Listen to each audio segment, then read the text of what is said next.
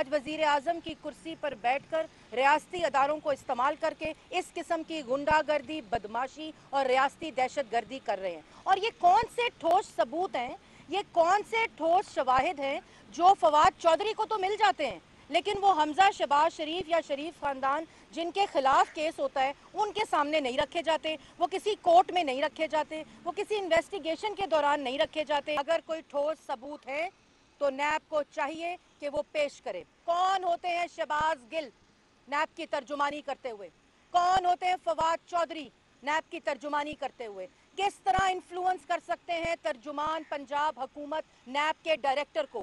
शहबाज गिल साहब ऑर्डर दे रहे हैं शहबाज गिल साहब तर्जुमान पंजाब कि वो क्यों बैठे हैं गाड़ी में। मेयार एक होगा अकाउंटेबिलिटी का तो वजीर आजम पाकिस्तान को गिरफ्तार होना पड़ेगा।